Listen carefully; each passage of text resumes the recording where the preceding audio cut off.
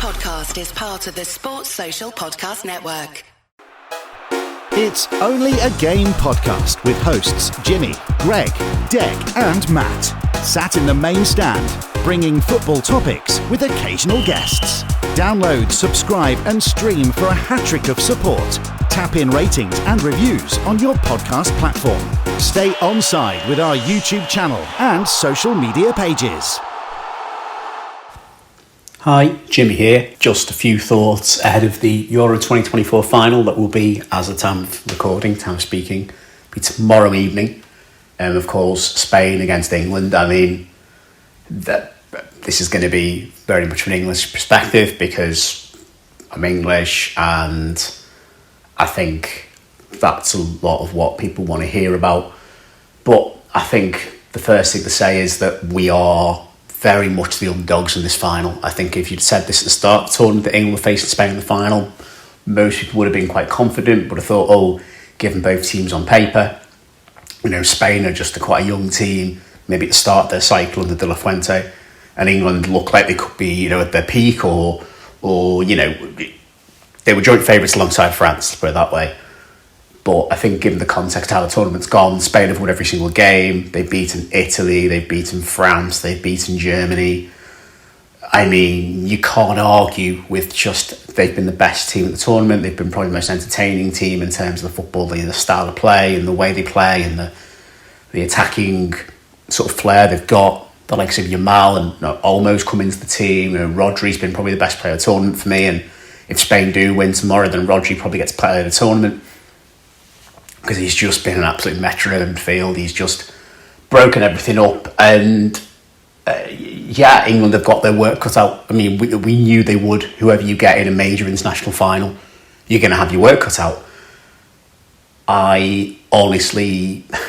It's hard. Do I think we'll do it? I mean, I think we can do it. I think we've shown in this tournament, and I think this is something that a lot of people echo, is we've had moments. We've not been great. It reminds me a lot of Portugal in Euro 2016, and I'm not going to lie, I hated that Portugal side, not because of Cristiano Ronaldo or anything like that, but because they had such talent but played such crap football, didn't win any games and just blagged their way through. Apart from beating Wales, they didn't win a single game in 90 minutes, and including the final.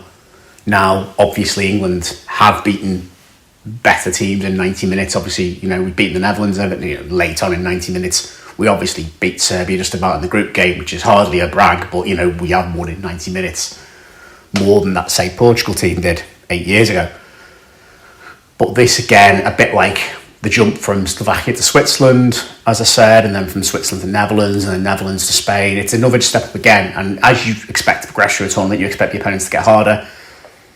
This is kind of how it's been, whereas Spain seems to have had, even an infused and excitable and really sort of, nothing to lose Georgia team, came at them in the last 16, which was never going to be an easy game. They made no drama of it in the end, going one behind but winning 4-1. But then they've had Germany, they've had France. Both have been tough games, but they dispatched France. In the end, it was relatively comfortable after going one behind, and the German game was, we know, late on, but you're playing Germany in Germany. It's never going to be easy in a major tournament. Against probably Germany, in the case of Germany, probably the second best team of this tournament, in my opinion. It's hard to say, truthfully. The whole easy side, hard side of the draw, I don't really buy into it, as much as I accept that, yes, the stronger looking teams are on one side of the draw. France weren't particularly great in this tournament. They were good defensively. They didn't offer much going forward. Mbappe wasn't himself, whether it was because his mind's on Real Madrid, or he's not fully fit, or he's got the face injury from the opening game. Any number of reasons why, but the way Deschamps played for France was not, or played France, so the tactically was not how you would expect them to do. But as long as it was working for them, then they were quite happy. But obviously they're not in the final.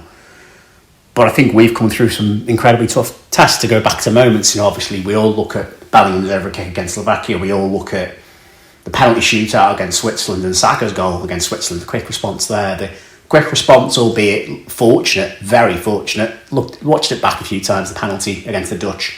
Still not a penalty for me. Kane kicks Dumfries' foot after he's got the shot away. But he dispatches the penalty. And considering I don't think Harry Kane's fit at all, as I've alluded to in the last podcast, fair enough.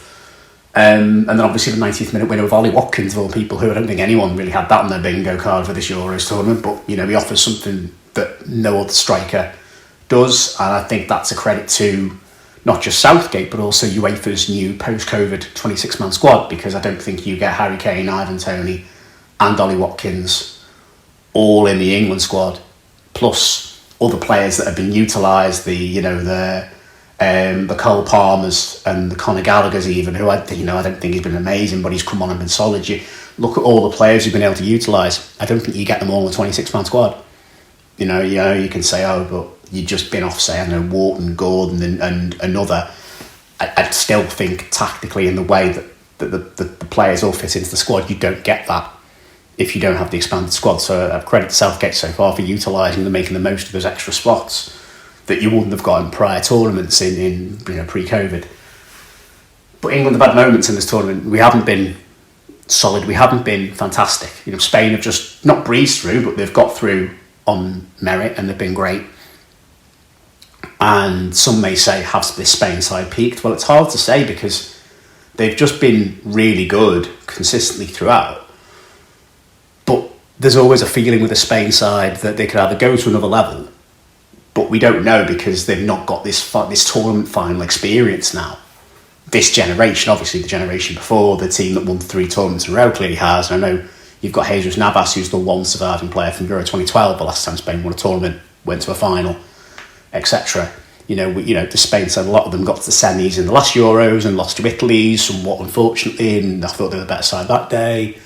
But in terms of actual final experience, England players have got the experience, albeit of losing, but they can draw upon that hopefully tomorrow and look at where they went wrong against Italy. And I'm sure Southgate's watched that back more times than he would ever care to mention, and then same with a lot of those players from that day, and even the lads that weren't in the squad that day would have watched it back and have gone, right, where can we learn on play the occasion? Where can we learn, from the mistakes made, namely going ahead too soon and sitting back, would be my main takeaway, as it would be for most of us, I'm sure. But it's a case of, is it going to be the team that's played the best football or the team that's had probably the most memorable moments of this tournament? My gut says that Spain will do it tomorrow, that they will, whether it's a penalty shootout, whether it's going to just be they wipe the floor of us 3-0, whether it's a game too far for England, that you can't just rely on vibes and moments anymore. The head and the eternal pessimist in me is saying that Spain will show their tournament quality and their youthfulness and it's a start of another golden generation, if you will, the Nico Williams, Dani Olmo, Pedri, Lamine Yamal sort of generation. But the heart says that England are growing in this tournament, that sometimes, and I hate this phrase because I don't ever believe it's true, but sometimes the name's just on the trophy. Why it be England's name when we've never won this one, I don't know, but there you go. Look, it happens. You've seen other teams win stuff and think, kind of, how? Like I say, Portugal or Greece in these tournaments in the past, Leicester with the Premier League, and that was 38 league games and they were bloody good for it. We've seen bigger surprises in football in major competitions. My heart says name on the trophy, no matter how bad it gets, this and how under the cosh they get and how under pressure they are. This England team are confident in their own abilities to just find a way to get out of difficult situations. I wish they'd show that confidence more on the pitch. They did in the first half against the Dutch, but was that as much the Dutch's lack of performance as much as England's great performance? I'm sure we'll learn more about that when we watch the game tomorrow night. But the heart does say England can do this. The head's telling me England won't do this, and that's a difficult place to be. Obviously, it goes without saying, I really hope as an England fan that I hope we do. It would be comfortably the most incredible moments of my football support in life. It's been since Euro 96 I've been watching football. I'll openly admit I was an England fan before I was an Everton fan. Euro 96 got me into football, and then I started watching the Premier League in August 96 after all of Euro 96 had done. So it was England that got me into football. I'm not ashamed to admit that. I know there are certain sections of people around Merseyside that do the Scouts not English. I mean, whether it's rarely, it seems to be predominantly Reds, but also Blues that don't have an interest or actively dislike the England national team. That's not me. You know, the way I see it is I'm English, my parents are both English, my grandparents were all English, therefore you can't control that. You are English, and no matter there are elements of England support that I don't like, there's elements of the English media I definitely don't like, and you know, there's elements of other things that I don't agree with, but ultimately, you know, England fans all want the same thing, which is for the English national team to be successful. And these group of players are reflective of a very progressive society as a whole. You know, that's all I'm going to go into on the political side of things, but on the whole, I think it would be an incredible achievement if we were to do it, obviously, but it would say so much it would be a massive boost to the country. Not so much for the other home nations, admittedly, but it would be a massive boost and morale for the country in a time that you feel like post-pandemic and everything else, that it kind of needs it. It kind of needs something to latch onto, to be proud of, to be excited by, to celebrate, you know. And I know people will go into sort of the election that's happened, and I can't, you know, I've said it before, I won't throw it out the line again, but I think as a collective, it would be the most incredible thing that most of us have seen in our lifetime. Those of us old enough to remember 1966, amazing, fantastic, and I hope you enjoyed it if you do remember it. But I think it would be the absolute mother of all parties if we were to win this tomorrow night. I hope we do. Come on, England. But you know what? If we don't win, we'll have lost to a bloody good Spain side, and we can be respectful in defeat. And I think that's the most important thing to take away, is regardless of win or lose, is we are respectful to the opponents, because it's football at the end of the day. It's only a game. Some things are more important, but come 8 o'clock tomorrow night, I will not be thinking that. Anyway, cheers everyone. Take care now. So, England are playing Spain in the Euro 2024 final, and I don't know where to begin, to be honest. It's a bit of a strange tournament this year. Usually every other tournament, you know, I get really excited, you know, revved up, emotional, you know, willing England to win, to get to the final and win and lift the trophy. Sorry, but for some odd reason, this tournament, I just feel a bit flat. Everything just feels a bit flat about the team. To me personally, I mean, it's great that we're scraping through, and they just do it. I don't understand how they're getting through, to be honest, because there's been a few times where I thought we should be going out here, and it's weird as well because each time we've nearly gone out, I'd usually be really gutted. In previous tournaments, I would be really gutted if we went out, or we were looking like we were about to go out. But for some odd reason this year, every time I've thought, we're going out here, I don't feel that bothered. I don't know if it's because the team feels flat, the football's not been super great, but at the end of the day, we're scraping through, and then I suppose it doesn't always have to look pretty. Maybe we're putting too much expectation on how football should be played, perhaps, and in systems, and how sort of like teams like Man City or Barcelona or whatever, and Real Madrid play, etc. And maybe it just boils down to good old-fashioned football. It doesn't matter how you play. A win's a win. Just take it and leave it. But either way, we're in the final. Yes, I feel a bit more excited for this one. Again, I do feel like we're the underdogs, to be honest, because Spain are looking quite scary. They are really, really good, and if they do anything like they do to us, like they've seen them do to other teams this tournament, I think we're going to be in for a rough night. But saying that, watching England in all the previous games, thinking we're not winning this, but somehow getting through and winning it, I couldn't even rule out England either. Obviously, I know one team has to win, and it will always be one or the other's going to win. But I really have no idea how this game's going to pan out. I could easily turn around to you and say, yeah, Spain's going to batter us. But at the same time, the way England have got to the final, I could easily say, you know what, England might actually do it. And it's such a strange feeling. It feels like I'm not in control or have any insight in how this will go. But either way, it's going to be a great final, I believe, and hopefully it's an entertaining one. Hopefully England start playing a bit better, a bit more entertaining, or at least show that we, can match Spain for what they're going to give to us, probably. And you just never know on the night, I suppose. I mean, we could do what United did last season, which is we weren't playing great throughout the whole FA Cup run up, and then somehow in the final we just switched it on and beat City. It could be the same for England this year. Not really playing great, get to the final, just somehow pull it out of our backside and win it. But either way, I'm a bit more excited for this game. I'm hoping we go on to win it now. If we don't win it, then fair enough. Obviously, the best team won. But yeah, I'll leave it with it's coming home. Let's go for it, yeah? Hello, it's Only a Game podcast. Joe here from the Albion Obsessed podcast.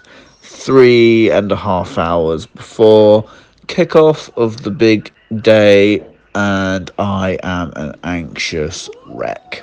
To be honest, I haven't stopped thinking about this final since Ollie Watkins scored the last-minute winner against the Netherlands on Wednesday. And the closer we get to the game, the more anxious I am getting. So, we'll see you on the other side. Let's hope there's no tears of sorrow on the other end. Let's hope it's tears of joy. Come on, England. Hi everyone, Stig Strand here from Rochdale AFC, supporter now for over 35 years. So yeah, my thoughts on England so far, it's been a roller coaster, hasn't it? I think everyone, including myself, really was starting to doubt if Southgate, had it in him really to sort of influence the games that we were taking part in earlier in the competition. And obviously, I think everyone's in the same boat, but we have definitely scraped our way through to the quarterfinals, where we seem to turn a gear. My first experience of going to a fan park as well to watch that quarterfinal at Silverstone with my lad, and what an unbelievable experience to actually win on penalties and win confidently on penalties as well. So I think Southgate has actually got to take some applaud for enabling us to actually get to that stage of a competition under that much pressure, and get us to the stage now whereby if we do go to a penalty shootout, I think the nation feels slightly confident rather than as all thinking that it's going to go the other way, which is the usual thing that happens to us. But yeah, I think the semi-final was probably the best we played all tournament. He's sticking to his guns. He's going to play that flat team with Trippier at left back, and he's not going to change that midfield. We all know that. I think Mainu coming in has made a massive impact and really showing that rely on the best players that we've got really, rather than sticking to tried and trusted, established veterans, I suppose, in the middle as an anchor. And let's attack. And we saw that against the Netherlands. I thought that we really came into that game in phases. Yes, we were under the cosh a little bit at times, but that's tournament football for you, isn't it? It can go one way or the other. We took our chances, they didn't, and it was amazing to see Watkins come off the bench and impact the game like he did. So fair play to Southgate. I've got to say that for once the substitutions were done at the right time. Everyone says they should have been done earlier, but the fresh legs really gave us that impetus in the last 10 minutes of that game, and it was there for everyone to see when Watkins slotted it home. So yeah, I'm really confident now. Bizarrely, wasn't right up until the semi-final that we stood a chance. And whilst the Spanish will be really, really challenging competitors for this final game, I do truly believe now that we've actually got a chance. And let's hope that we can pull it off tomorrow.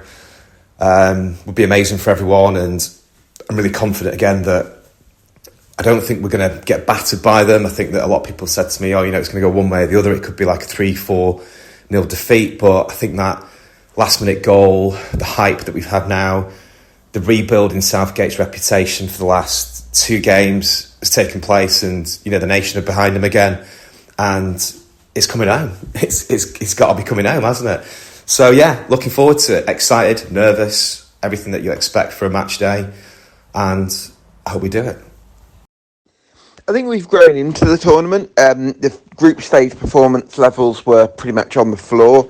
The last 16 game against Slovakia was really poor as well, and we just got bailed out by Jude Bellingham in the last minute. And then Kane won it in extra time, didn't he? And then Switzerland game, good in the first half, same against Holland, and the subs in both those games made a difference as well. and that actually gives me some optimism going into the final. At the same time, I think Spain are a very dangerous side. I think they've been the best team at the tournament, and to be honest, I think they deserve the win. But to win it based on what we've seen so far, but that's not how tournament football works. Really excited to see how Bukayo Saka can get on in the final as well. He's been outstanding this tournament. So has Jude Bellingham. And I do think that since the formation change, we've looked better. But I think Spain might be a different test. So if you're asking me to go with my my heart, I'm going to say 2-1 England. If you're asking me to go with my head, I'll say 3-1 Spain. Hello, it's Gary from What a Ball Ache podcast. Guys, thanks for asking me to contribute to this podcast. Do really appreciate that. Just going to give my post-match thoughts on the England-Spain Euro 2024 final. Obviously disappointed that we couldn't manage to pull it off this year. I think that, we've done brilliantly to get the 2 finals consecutively under Gareth Southgate. His record, really, when you look at it, speaks for itself. A quarter, a semi and 2 finals.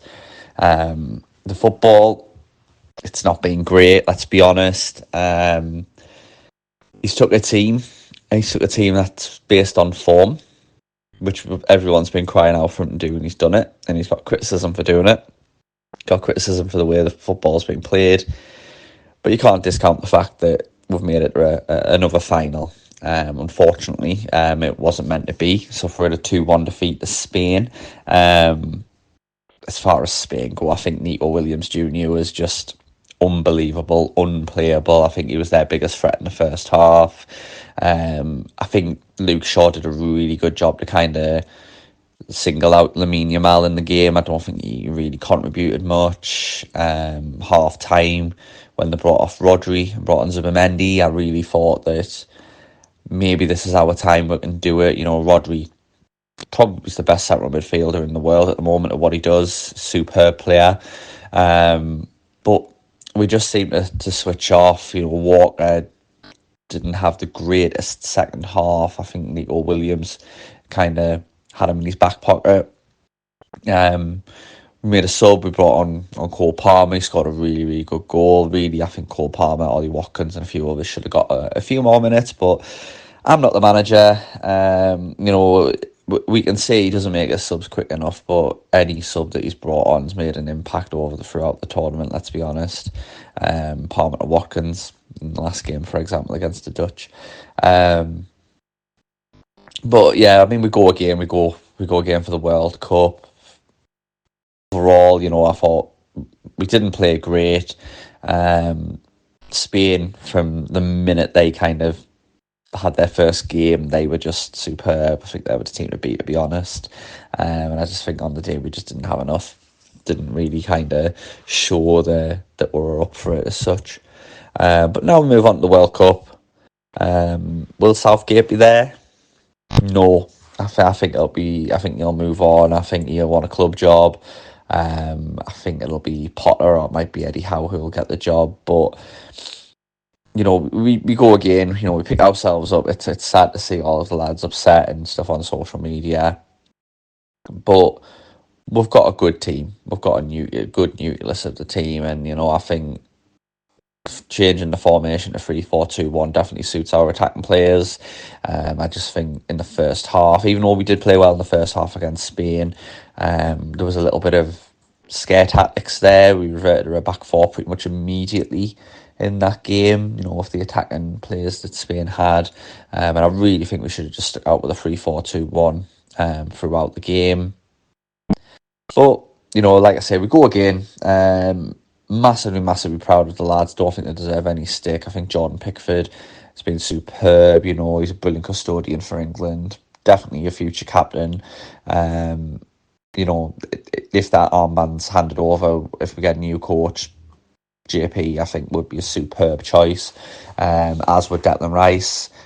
Jude Bellingham kind of showing his influence, maybe a bit too young, but definitely, there's some good heads in that camp. And we've got to pick ourselves up and we'll go again. Thanks for letting me contribute to this as well. Really appreciate it, guys. Hope you're all well. Hi, Jimmy here from It's Only a Game. The review of the Euro 2024 final, and strap in. It could be a long one, getting my thoughts down as part of our wider It's Only a Game voice note podcast type thing that we've been doing throughout the Euros, because it's been quite hard getting us all together, admittedly, apart from that one time during the semi-finals. But where do we start? Spain 2, England 1. Spain are European champions for the fourth time, the third time since 2008, which quite simply is a phenomenal record.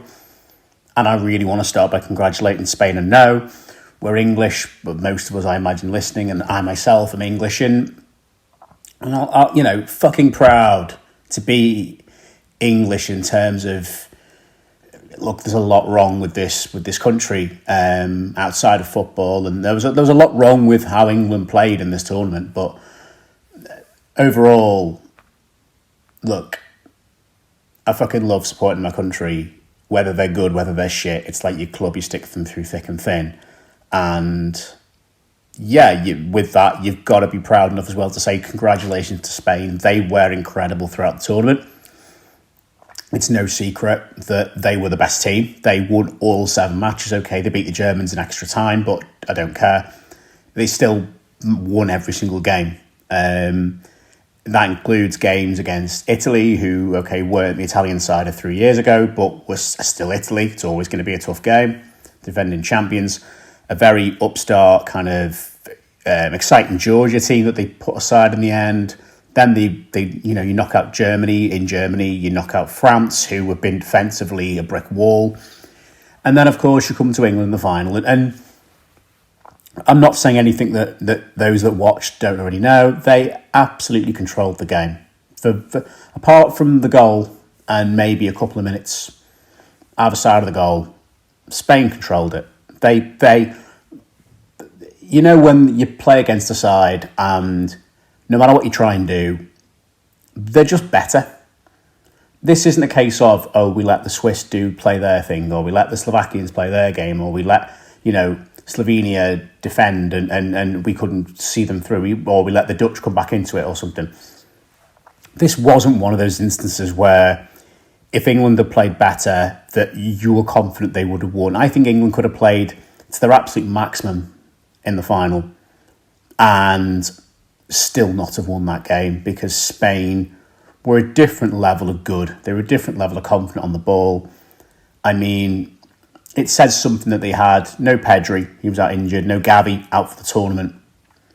Rodri comes off at half time, and after a decent first half, where, okay, Spain had the majority of it, but look, we were 0-0. I was thinking before the game we were going to get spanked, and okay, Spain were better of it, but Foden had a chance for half-time and made Unai Simon work a bit. And you're thinking at half-time, look, it's okay, it's not good, but we need to change things a little bit, be a bit more, come out the second half and really try and take it to them. And, because the defence for Spain could have been got at, and was potentially vulnerable, although they just knew how to shut off the angles, they knew how to harry us down, and knew how to just completely shut us down whenever we tried to attack them. Apart from, of course, Palmer's goal, which was, a hell of a goal and a hell of a move. Great love from Bellingham, which we'll get onto. But Spain just looked like a team. And something that I think a lot of us have been very, very conscious of in this tournament has been the lack of quality teams at this tournament. There's been some great individual performances, not even necessarily from the individuals that you'd have tipped. I mean, you're looking at the centre forward from Georgia, Mikatadze. You're looking at Arda Güler at Turkey, who both young talents that have got bright futures ahead of them. And there's been others as well. Some of the Austrian lads have had good tournaments, although they probably are the closest to a team outside of Spain in terms of a whole ethic, some of their parts. But Spain played like a team, which when you're playing like a unit, and you've already got young talents like Yamal, Nico Williams. You've got Rodri in midfield, okay, for the first half, but you can always bring in Zubimendi, from Real Sociedad as a replacement who, admittedly, most people over this country may not know much about, but anyone who watches La Liga would tell you he's an absolutely unbelievable machine of a midfielder, and he's come off the bench, and we may not know about them because we may not know as much about teams outside of Real Madrid, Barcelona, Atletico, but there's so much talent coming from, the Basque clubs, Athletic Club de Bilbao and Real Sociedad, namely, to give you those two, and considering politically how the Basque region and how Catalonia and how Galicia all have their own languages and their own sort of identities, and separatist identities, independence, movements.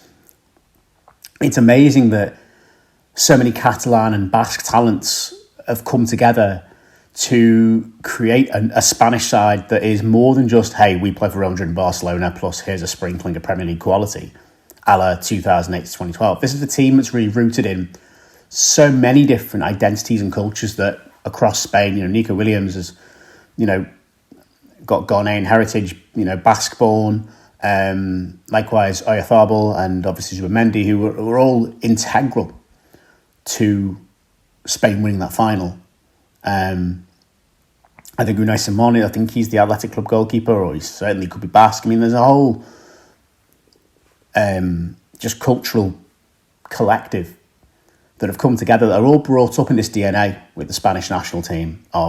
They just have it physically, mentally, tactically. There's something they're doing in Spain that I'm not saying, I'll get on to the future for England in a bit, but I'm not saying that we look towards what the Spanish do and go, we need to rip their blueprint, because look, we've been there many, many times with England where we've gone, what is the country X, Y and Z doing? We need to copy that.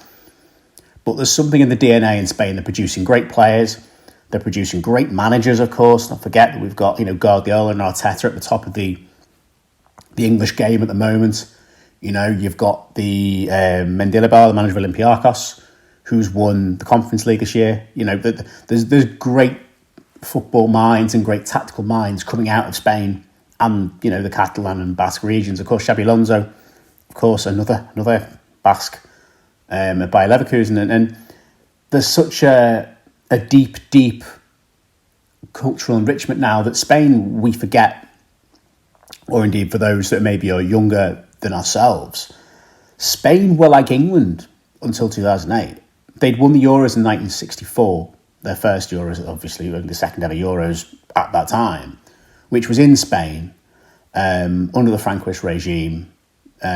So slightly awkward. I think they played the Soviet Union, slightly awkward, time to be alive and be around them. There was issues there, but Spain won the Euros and it was amazing, and it was a fantastic thing for them because they won it in their own country in front of the regime, and they kind of really had to do it. Pressure was really on. But outside of that, and tell me if you've heard this one before, they won a trophy in the 1960s in their own country, and then sort of fallen at quarterfinals and semi-finals, and even, messed up in group stages. Since then, I couldn't tell you about the actual qualification for tournaments record. It sounds familiar, and until, like I say, that generation comes through in Euro 2008, a tournament we all know as the one that England didn't get to, but as it happens, that Spain side just clicked. And it's kind of weird because I was thinking about the Spanish side prior to that. I was just considering today, well, where were Spain immediately before that generation? And they obviously had some talented players come through from Barcelona, from Real Madrid, from all around. The Raúl, Fernando Morientes, kind of Luis Enrique generation of Spain. And they went out the groups in Euro 2004, we forget, but they lost to Portugal. And Portugal and Greece, obviously, infamously, both got out that group and met in the final. We know what happened there. And yes, I know Greece have got a Euros title and England don't. Okay, before any people come at me with that one. Yes, I know, and Greece were fantastic 20 years ago. It's still one of the greatest stories I've ever known. And then in 2006, I believe they went out in the last 16 to France. So that they weren't really even going deep in tournaments then before they just suddenly hit their peak at the right time and just bossed these three tournaments. Had their hairy moments on the way. Penalty shootouts against Portugal and Italy in various competitions, and a few scrappy games, obviously. But they got it done. And this Spain side doesn't feel like a side that's just scraped through. They feel like, okay, they have been 2-1 against Germany in the last minute of extra time, and Mikel Merino's header in Stuttgart was about as close they were going to really going out. Obviously going behind the French in the semis, and then, Ivan, so at the time that's France going through, you can hear it, it's on a pod recording. But lo and behold, they come back, score 2 quick-fire goals, and they've just got that knack about them. They've just got that thing where they just were able to completely outplay whoever they came up against, and they knew it. And before the tournament started, no one was really talking about Spain as winners. They were saying, they've got great young talent. They might have thought it was a Euros too soon, or even just a tournament too soon for them to really go on and win it. Because of the youthfulness of their squad. Okay, you've got Rodri, who's got a lot of experience, probably the best midfielder in the world right now.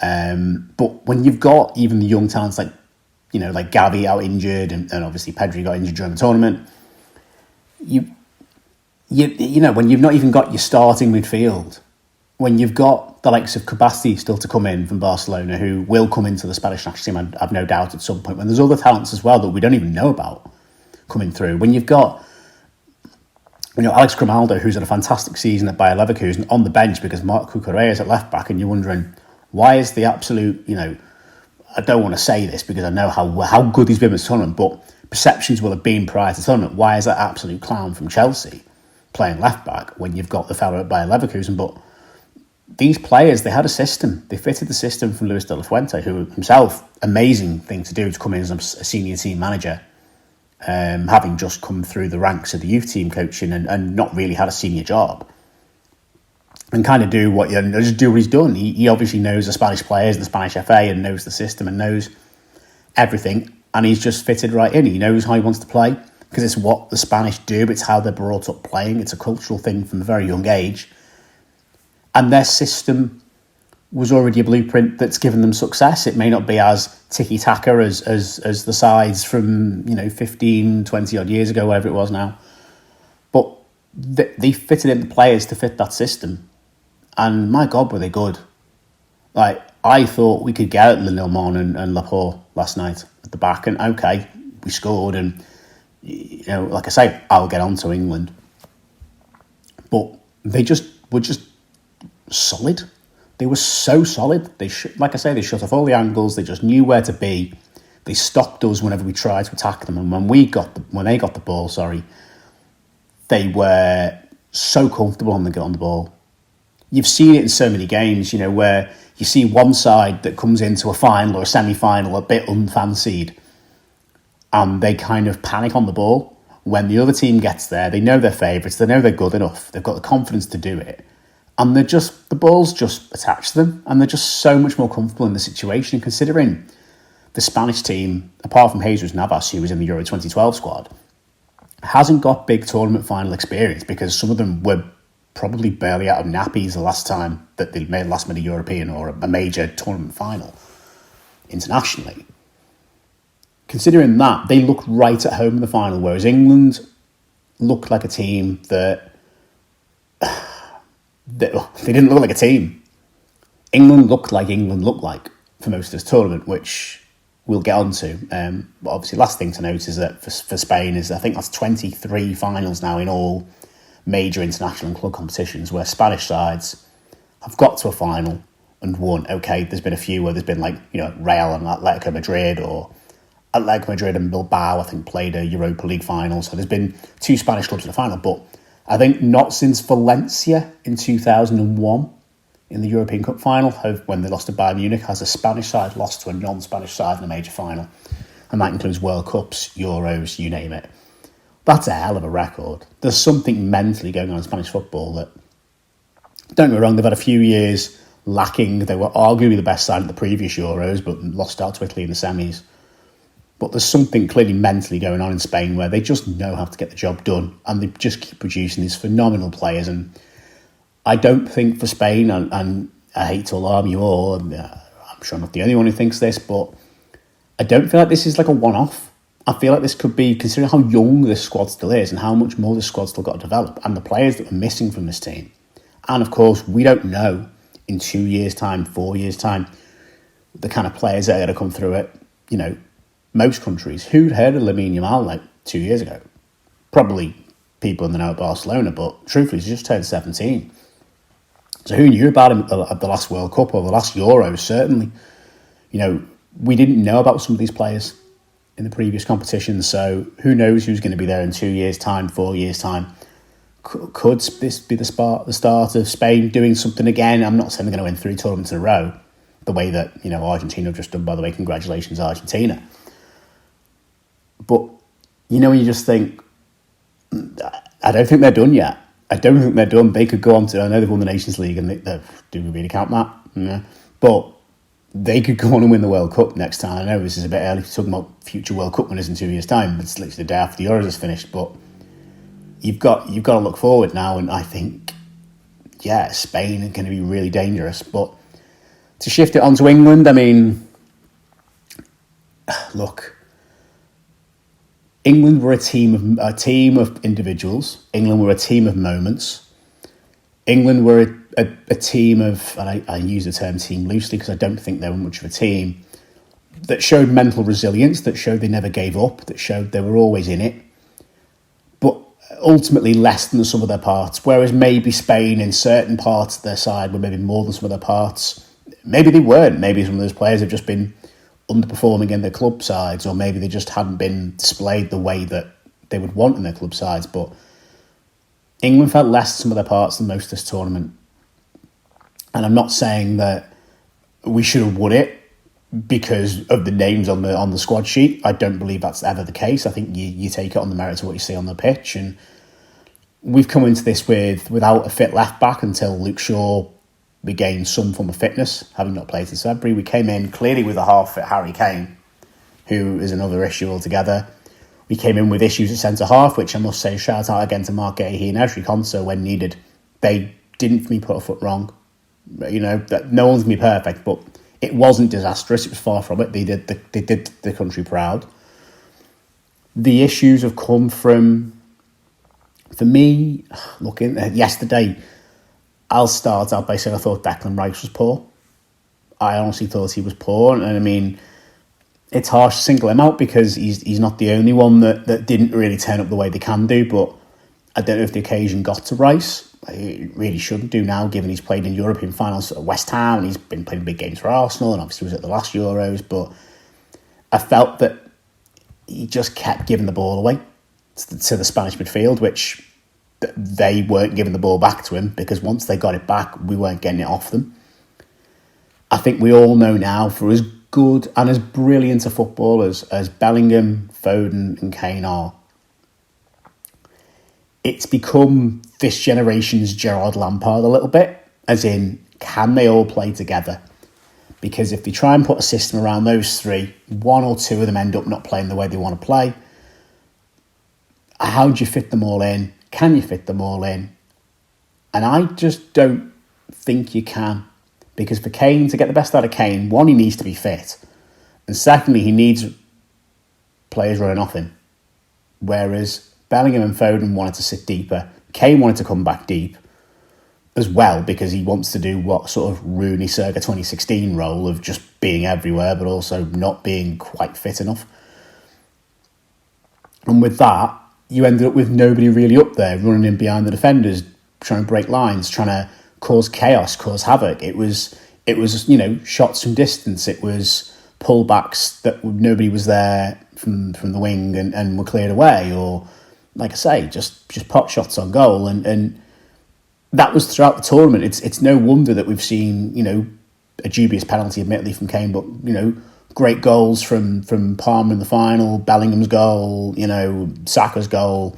They've all been moments from distance or, with probably low expected goal percentage, or at least not tap-ins or through on goal, because we haven't played to suit having a striker through on goal. We just, or an attacking player through on goal, whether it be the forward or indeed, as Spain showed with their wing play, you had Nico Williams for the first goal, obviously the backup striker Oyarzábal for the second.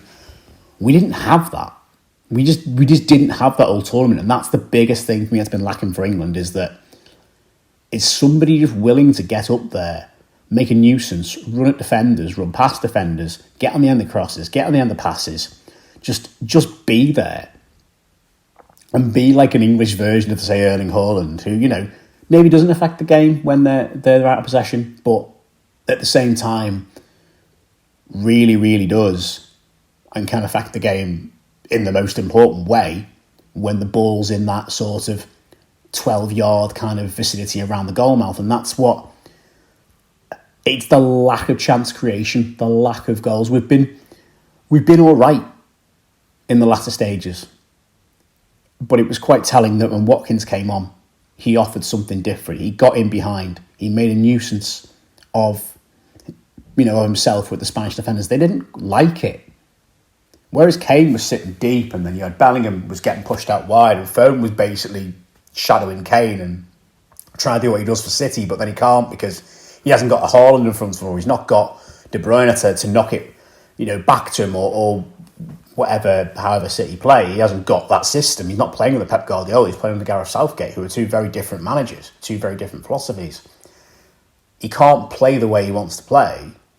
And this is not just England. We've seen it with Mbappe in Deschamps' system. He can't do what he wants because the players around him simply won't accommodate for Mbappe to be Mbappe in this tournament. But the same goes for Kane, for Bellingham and Foden. The system, in trying to accommodate all of them, somehow suited none of them. And I think in England we are so obsessed with, and this has been the case for as long as I've watched England, let's just pick the best 11 individuals and shove a system around them. And with all that talent, it's bound to work. Basically like a game of EA Sports, FIFA or Pro Evo or whatever, where you get the highest rated players, stick them in an 11, pick your formation, boom, right, that'll do, vibes. And it's not always that way. It's not always that simple. Football tactics, and international football certainly, is a lot more nuanced than, hey, let's just buy the best players. You can't go out and buy Spain's fullbacks. You can't go out and buy Germany's forwards. You can't go out and buy France's midfield if you're lacking in position in England squad, for example. You have to have a system. You have to have a philosophy and pick the players around that. How are you going to win this tournament? How are you going to, or at least, how are you going to maximise your progress in this tournament? And England didn't show any real identity throughout this tournament. Didn't show any. There was no character to the team other than, hey, we will not give up. We will come in clutch. We will have moments, and you can never write us off, which can work. We saw it with Man United for years. Although I maintain they had far more of a tactical system and what have you than England did in this tournament. But those moments run out, and even when Palmer does get that equaliser, unbelievable goal, very befitting of how England have been this tournament, score a beautiful goal, but don't really offer much else. That 5 minutes after that, Spain looked a bit rattled, and it was like, right, strike now, get a quick second, because once that window shuts and Spain become comfortable again, you're not getting back into it. Strike now, and we retreated again, and it was like the Italian final. It was, look, believe me, the Italian one was far, far worse than last night. But at least, we can see we were just beaten by a much, much better side. But once again, like the Italian game, we were beaten by a team that had an identity. This one a bit more of a positive identity than the Italian side of 3 years ago, but we were beaten by a team that had an identity and a philosophy. And I couldn't tell you what England's identity was in this tournament, other than give it to big name players. They'll create magic moments, and we'll just beat teams that are lesser ranked than us, or lower down than us, and then we'll figure it out when we get to the final. And we didn't. And yes, we were fortunate with our half of the draw, if you will. I still maintain, don't be disrespectful to the likes of Switzerland and Netherlands. They're still very, very good international teams on their own right. But I look at the other half of the draw now, and I don't like doing it in the tournament. Oh, is there a weaker and a stronger half of the draw? Do I think that France or Germany, if they'd have come out past Spain and got into the final, would they have beaten us? Yeah. Would Portugal? No, I don't know. I don't know if Portugal would have done based on the whole Ronaldo thing, and I'm not sure about Portugal. But I absolutely am confident that not just Spain, obviously, but France and Germany, so that's three sides to the other half of the draw, would have taken us out in the final yesterday, which does give you some kind of indication as to really where we are in European and world football standings. So that's what I want to see from England going forward, is we need an identity. We need something that we can go, right, this is how we're going to play. And don't be afraid to just drop. I know Southgate's not been afraid to substitute players, big name players, when the times felt right. But don't be afraid to drop big players. Have them in the squad. Have them around the place. Good for the vibes, good for the environment, good to bring on as impact players. I'm all for having players that you bring on that look brilliant, like, Palmer or Watkins or Tony, that you can bring on as an impact player when there's more tired legs. Should they have started? Hypothetical situation, they didn't start. Could they have started? Absolutely. I don't know whether maybe you do start with them or could have started with them, because there's a lot to be said as well for having players that are targeted as like your match finishers. They're not just backup players. They're not just, they're not as good as a starting 11, but they'll do. You can have players that can come on and have an impact with 15, 20 minutes to go when there's tired legs in the opposition and can offer something different. And I'm absolutely for that. And I think that's great. And I think Southgate has tried to utilise that, but he's been either too late in doing it or he's just not then capitalised. And like I say, we should have capitalised on that equaliser yesterday. That goal was unbelievable. The move, the pass back from Bellingham and the finish from Palmer, and he was so cool about it. I know I don't want to go into the whole cold Palmer thing. Oh Christ, it's just cringeworthy. But it was an unbelievable finish. And it showed that it's so frustrating, because a bit like in Euro 2020, a bit like various England squads, a bit like England teams going way back. My God, there is talent. There is talent in this country. There is top-level talent in this country. We are more than capable of winning something in my life. My God, I would absolutely fucking love England to win something in my lifetime. I know we all would as English fans.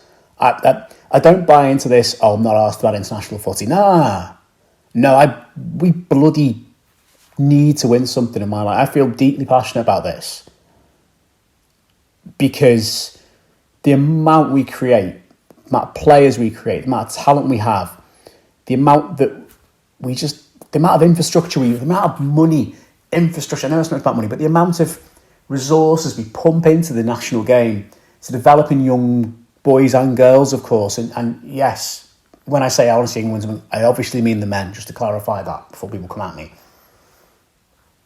It's like a religion in this country, the England national team. Okay, every 2 years, or when there's big qualifiers on or whatever, the nation does come together, and it largely, excluding certain sections of England, and but yeah, it is like a religion whereby every year we get that hope that we can do something, and I don't think it is on the whole arrogance. Yes, there's arsewipes. There's arsewipes everywhere. There's arsewipes lobbing pints and Saints coming home and getting tattoos of us winning it and generally being arrogant as anything. Nah, I'm not. I don't agree with that section of support. But the hope that we actually do it this time. We've got the players, but I need to hear now that we've got the team, not just the individuals. And it was the team won against the individuals yesterday.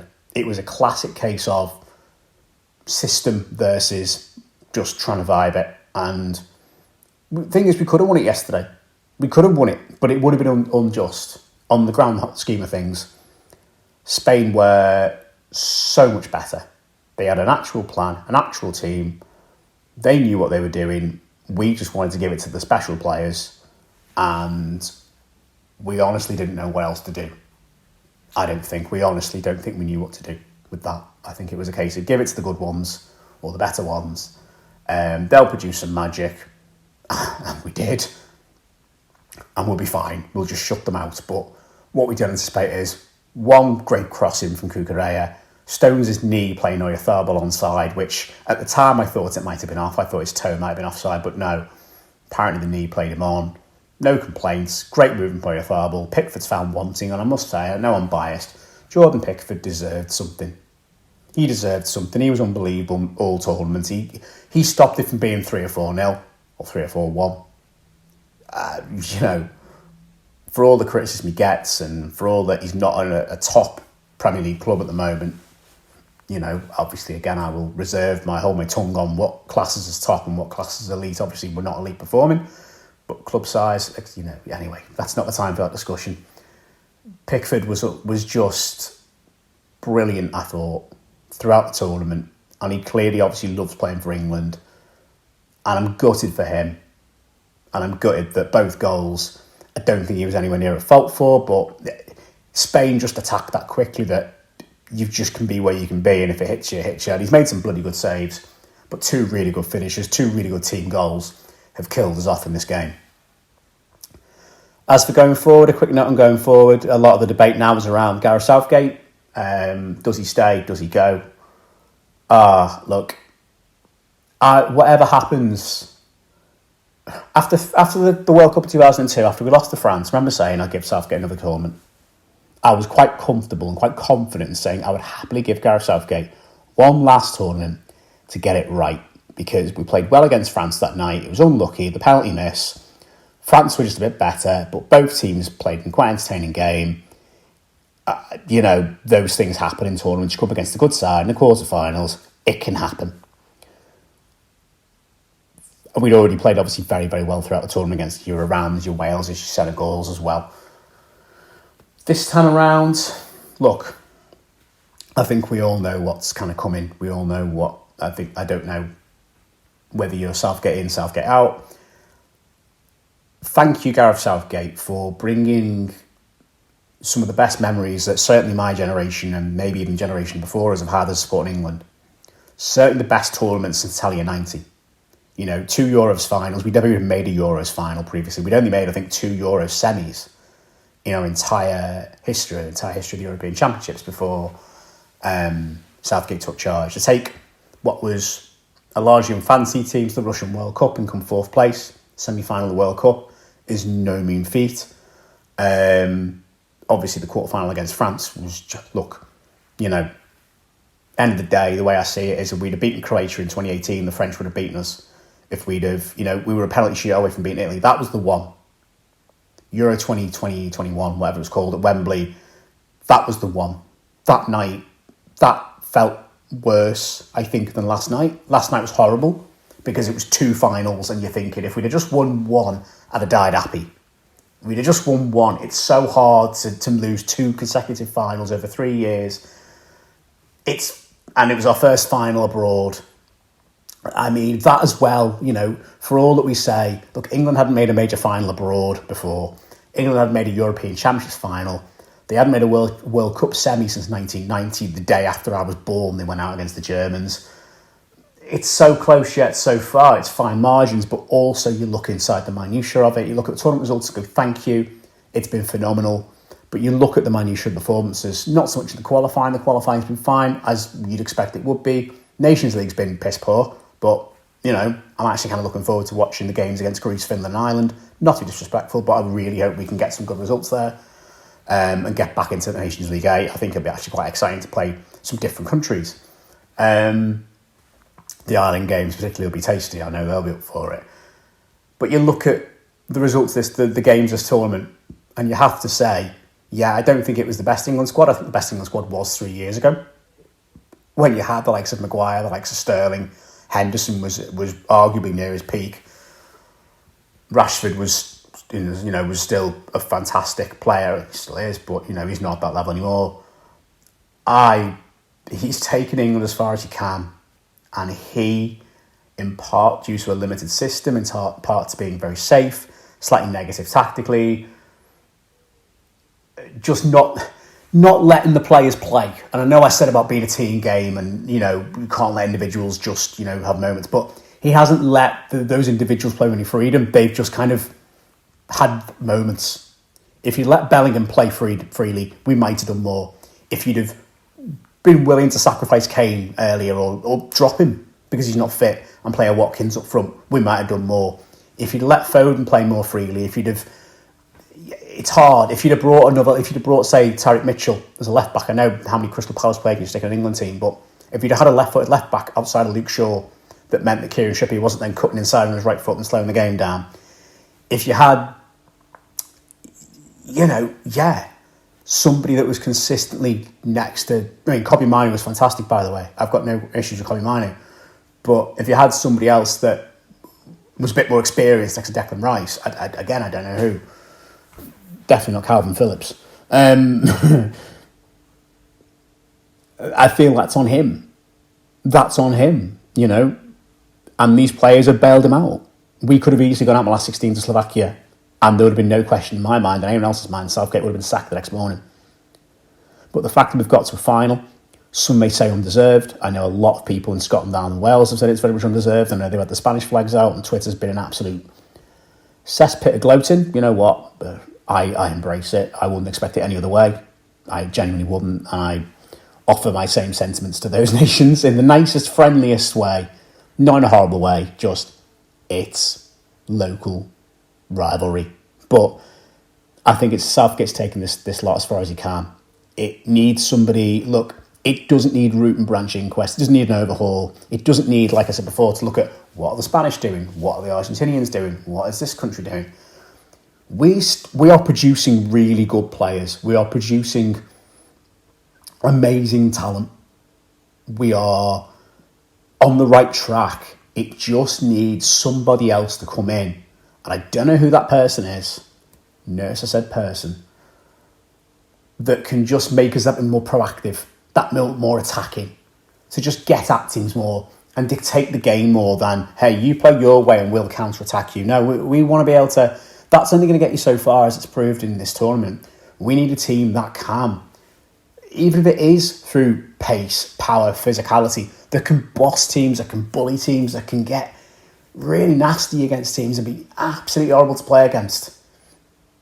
You know, and can muscle teams off the ball, can, whatever it may be, make the most of our sort of DNA that we've got, with that great technical ball skills as well, the likes of Palmer, Foden, Bellingham, Mainu, that such a young generation of lads have got coming through.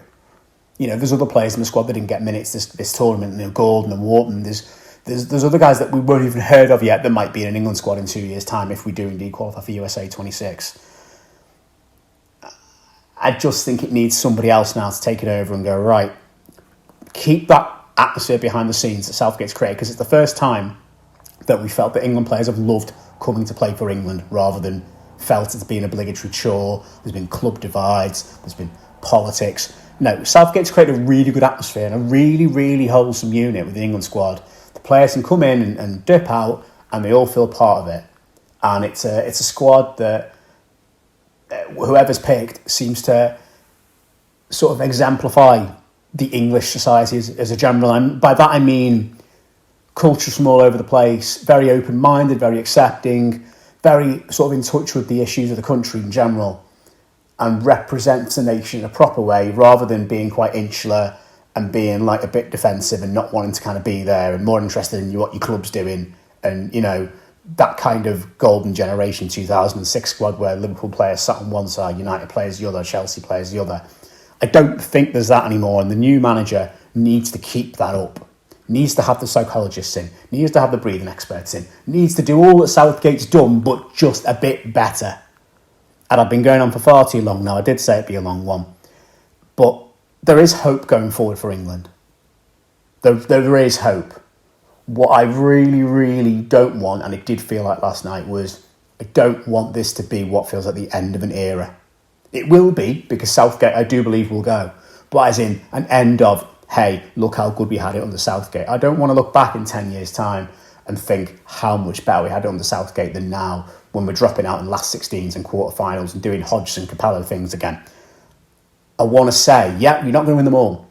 But I want to look back in 10 years' time and say, look, okay, Southgate was the springboard. We won just one thing. A World Cup or a Euros. We won something. It, you know, to quote unquote, it came home once. Because that's all we wanted to do. We don't need to dominate world football forevermore. Good Lord. I mean, it'd be nice, but no, we know that's not possible. We just want to win one of them. And I know that's still arrogant, because we haven't won anything for what's going to be 60 years now. And it will be 60 years of hurt, and it is hurting right now. 2 back-to-back Euros finals, but it's not all lost. It's a lot of unknowns, a lot of soul-searching, but hope and progression is not all lost with England. Congratulations, Spain. Absolutely worthy winners, and I'm sure they'll be partying long into the summer on the back of their 4th European crown to go with that World Cup. They were phenomenal. And if you are English and you woke up Monday morning feeling a bit grim, whether it be due to alcohol or just due to general mood, just remember that you woke up, that life goes on. We're not getting that bank holiday, unfortunately, but hey ho. And most importantly, it's only a game. It's Only a Game podcast with hosts Jimmy, Greg, Deg and Matt. Sat in the main stand, bringing football topics with occasional guests. Download, subscribe and stream for a hat-trick of support. Tap in ratings and reviews on your podcast platform. Stay onside with our YouTube channel and social media pages. Sports Social Podcast Network.